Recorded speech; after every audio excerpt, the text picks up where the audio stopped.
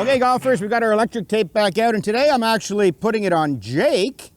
We're going to do a little tip on leg action and where you want your knees to move as you swing. Jake, what would you say the biggest problem is we encounter on the lesson tee, generally speaking? I think too much knee movement and too much lateral or forward knee movement. Love it. So your knees have to react to the rotation and the swinging of the arms. We're turning the chest, right, as you work back there a little bit. Arms swing up. We're isolating on the body for today. But I want you to watch the way these knees move. So the lead knee is actually pulled in and around.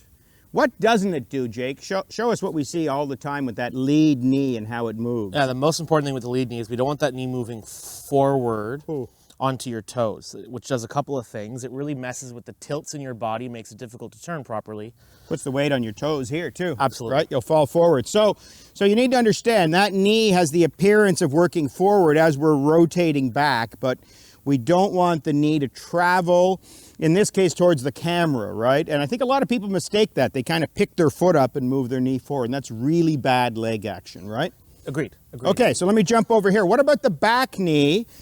Because we don't want it to move too much. It resists against the turn of the upper body. We need the weight on the inside of that leg and foot so we can move into our downswing. Do we keep it dead still? What do we do with that knee? No, I think resist is a good word. If you restrict your movement by locking it and not moving it at all, it becomes very difficult to turn into your hip properly and create a dynamic wind.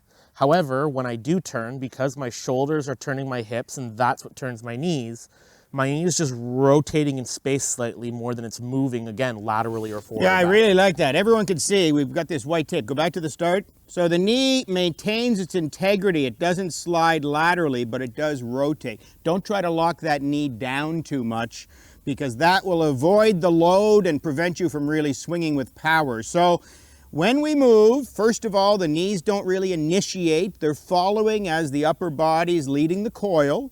The front knee has to rotate towards us. There's an appearance of it working out, but it's not moving forward towards the toe. And then this back leg, we need to keep the weight on the inside of that back foot, but allow the knee to move. If you do this in front of a mirror, just like Jake's doing, you'll really get a great impression on what leg action should be in golf and what it should feel like. Try it at home, and I think it'll lead to better golf and more powerful coiling when you're actually hitting golf balls.